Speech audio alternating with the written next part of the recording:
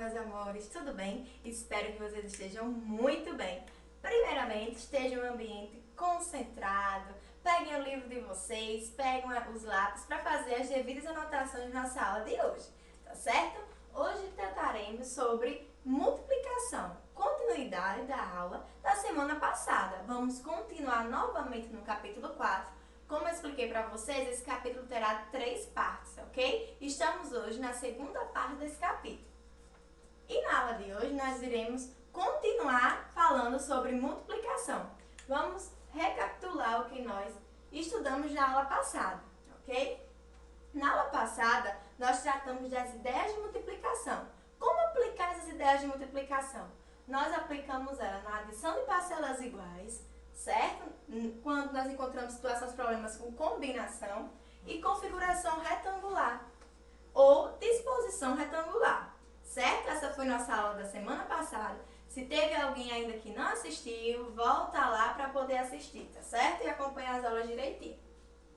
E na aula de hoje, nós iremos explorar essa tabuada histórica que foi feita por um grande filósofo e matemático grego, Pitágoras, que ele teve como princípio facilitar a memorização, certo? E os cálculos, facilitar também para a gente poder calcular as operações de multiplicação. Vamos lá analisar essa tabuada.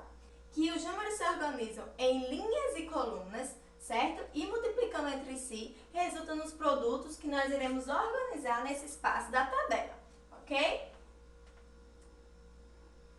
Então, outro ponto importante da tabuada de Pitágoras é que ela é construída com regularidades. Vamos analisar quais regularidades essa tabela possui.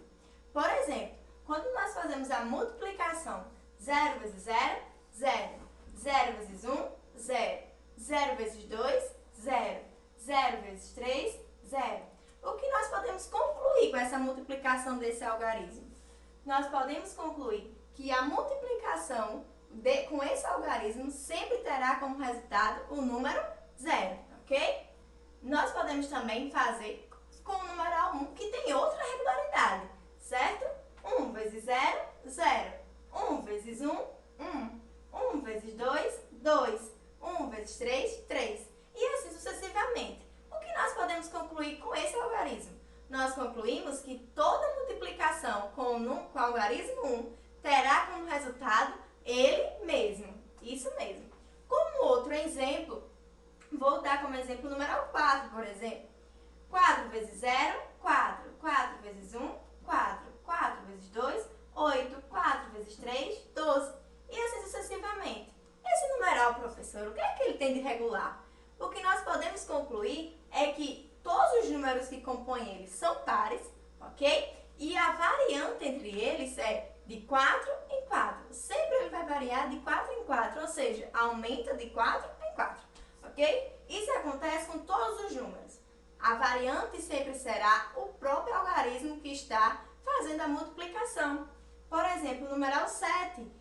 Os produtos da multiplicação terá como variante o numeral 7, ou seja, ele vai aumentando de 7 em 7, ok?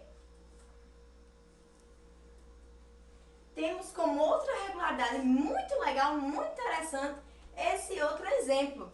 Por exemplo, professor, eu tenho como propriedade a tabuada do número 2, mas eu não consigo calcular de mente, assim, se você me perguntar, a tabuada do número 8. Então, para que isso facilite, a tabuada de Pitágoras tem uma dica para isso.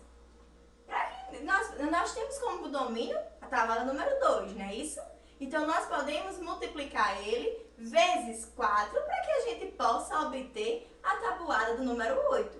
Se a gente tem domínio dos produtos do resultado de uma operação de algarismo, nós podemos calcular os próximos algarismos, certo? Sem probleminhas.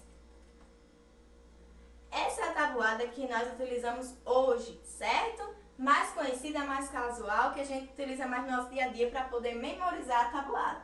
Mas que ela tem como princípio os critérios objetivos de Pitágoras, ok? Ela só apenas está em outra estrutura. E como foco da nossa aula de hoje, nós iremos fixar o algoritmo formal da multiplicação, que ele se dispõe de duas formas. Primeiro, quando ela se dispõe de forma simples, ok? Primeiro fator, segundo fator, e como resultado nós chamamos de produto. Esse é o modelo da nossa operação, da nossa estrutura, da multiplicação simples, certo? Professor, e quando nós encontramos uma multiplicação com dois números no segundo fator? Nós chamamos essa multiplicação de multiplicação composta, certo? Que nessa situação entra outra operação, certo? Para a gente poder encontrar o nosso produto, que é a operação de adição. Nós iremos explorar esses dois exemplos de multiplicação simples e composta nos próximos slides. Vamos lá analisar. Temos como primeiro exemplo que diz o seguinte: João possui R$300 para comprar 8 bonecos e completar sua coleção de super-herói. Sabendo que cada boneco custa R$124, João conseguirá comprar todos os bonecos? Essa situação problema nos dispõe o quê? O que é que ele está querendo? João quer comprar 8 bonecos, certo? E cada boneco desse custa R$124. E João tem dinheiro quanto? R$300, ok? Vamos lá analisar. João conseguirá comprar todos os bonecos? Para que a gente consiga desvendar a situação problema, o primeiro passo é a gente conseguir encontrar o valor dos 8 bonecos que João vai gastar. Então, nós iremos utilizar o valor de cada boneco, certo? Que é R$124, vezes a quantidade de bonecos que João quer comprar, que é 8. E para a gente fazer essa multiplicação, como nós iremos resolver? Primeiro nós iremos iniciar fazendo a multiplicação 8 vezes 4, que teremos como resultado 32 unidades. E aí, professora, eu vou colocar 32 unidades no resultado? Não. Para cada ordem, há apenas um algarismo possível, que se encontra entre 0 e 9, certo? Quando nós encontramos números compostos como 32 unidades, nós precisamos decompor ele. Como assim, professor? Nós faremos a decomposição das ordens que ele se encontra. Ele vai se dividir entre 3 dezenas mais 2 unidades, que ficará 2 unidades na ordem da unidade, certo? Que o 4 é uma unidade, então a resposta dele também tem que estar em unidade. E o 3, que é uma dezena, ele vai lá para a casinha da dezena juntamente com o numeral 2, ok? Continuar fazendo a multiplicação. 8 vezes 2 dezenas dá 16 dezenas. Esse seria o resultado final? Não. Lembramos que o 3, nós reagrupamos ele e colocamos ele na ordem da dezena. Então, agora ele vai incluir na nossa soma das dezenas também, certo? Então, nós iremos fazer 16 dezenas mais 3 dezenas que foram reagrupadas, que dá 19 dezenas. Mais uma vez, 19 dezenas não podem ficar na mesma ordem. Então, nós também iremos decompor esse número. Iremos colocar o 9 na ordem da dezena e o numeral 1 vai subir lá para a centena. Vamos reagrupar ele, ok? Mais uma vez, continuaremos. 8 vezes 1, 8 centenas, né? Nós estamos agora tratando da centena, que teremos como resultado 8 centenas. 8 vezes 1, 8. Seria esse o resultado? Não. Nós reagrupamos o 1. Então, nós teremos como resultado 8 centenas mais 1 centena igual a 9 centenas. E o nosso resultado final seria 992. João conseguiria comprar? Ele tem apenas R$300 e o total da sua compra daria 992. Infelizmente, João não poderia comprar essa quantidade de bonecos. Nesse próximo exemplo, fala o seguinte: Lucas comprou uma bicicleta e pagou o valor em 12 parcelas de R$263. Qual o valor total da bicicleta que Lucas pagou? Lucas comprou uma bicicleta que ele dividiu esse valor que a gente vai ter que encontrar de 12 parcelas, ele vai pagar em cada mês dessas 12 parcelas R$263. Então, o probleminha quer nos desafiar a encontrar qual é o total do valor dessa bicicleta, ok? Nós iremos fazer a multiplicação 263 vezes 12. Já vimos que essa multiplicação, identificamos que é uma multiplicação composta, certo? 2 vezes 3, 6, não é isso? 2 vezes 6, 12, ó. Como é número composto, a gente reagrupa o numeral e faz a decomposição. Fica o 2 e sobe o 1. 2 vezes 2, 4, mais 1 que subiu, 5, certo? E agora, o que nós iremos fazer? Nós iremos multiplicar pelo numeral 1. Será que vai dar certo? Professora, eu continuo a multiplicação normal. 1 vezes 3, vou colocar o resultado embaixo do 6? Não, isso não pode acontecer. Por quê? Porque agora nós estamos multiplicando o numeral 1 aqui, ele não é unidade, ele é uma dezena. E sempre as ordens das dezenas, eles têm que estar na sua devida ordem. Dezena abaixo de dezena, unidade abaixo de unidade. Ok? Então, o resultado dessa operação vai para a ordem das dezenas. 1 vezes 3, 3, certo?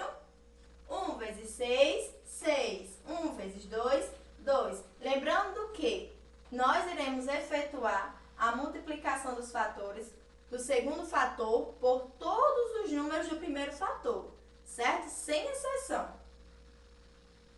E nós podemos também acrescentar esse zero para que facilite a nossa soma, a nossa adição.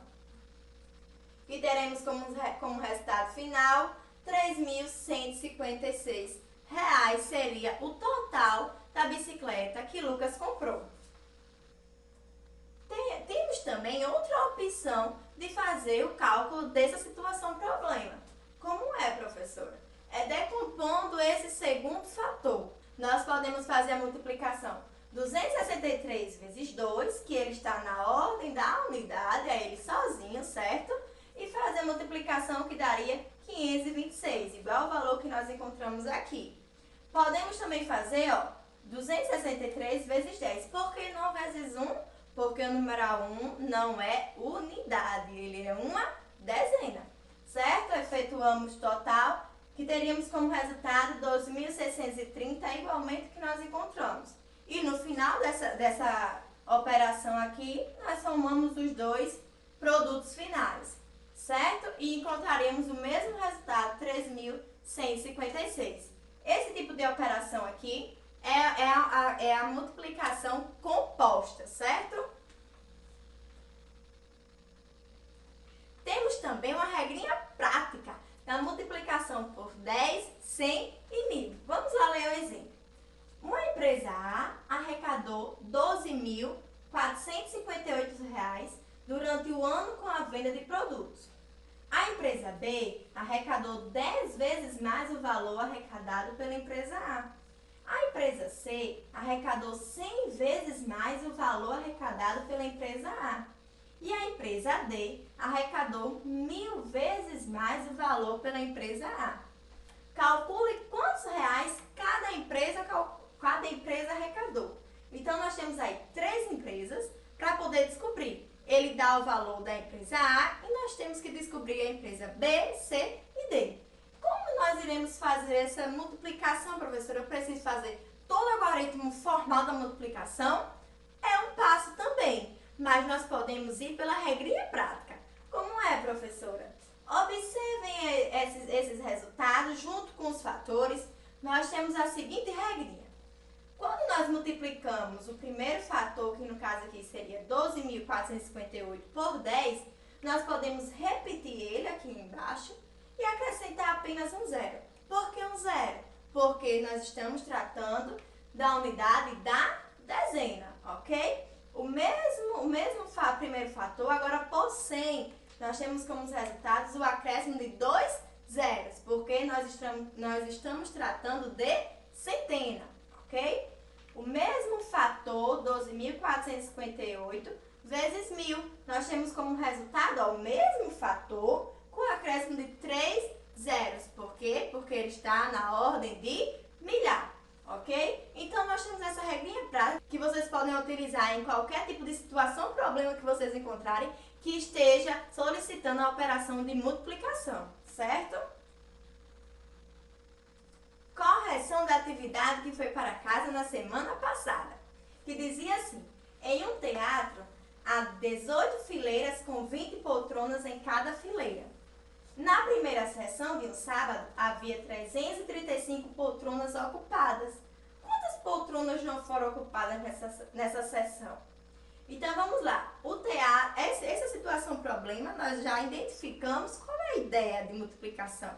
Nós conseguimos identificar que essa ideia aqui, ela trata da ideia de configuração retangular ou disposição retangular. Para que a gente possa saber o total de poltronas que se encontram nesse teatro, nós temos que multiplicar as fileiras vezes a quantidade de poltronas. Nosso primeiro passo seria esse, que nós teremos como resultado 360, certo?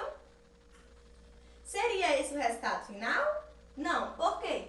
Porque a pergunta nos impõe a resolver quantas poltronas não foram ocupadas nessa sessão. Na sessão que ele está dizendo, que ele está citando, foram ocupadas 335.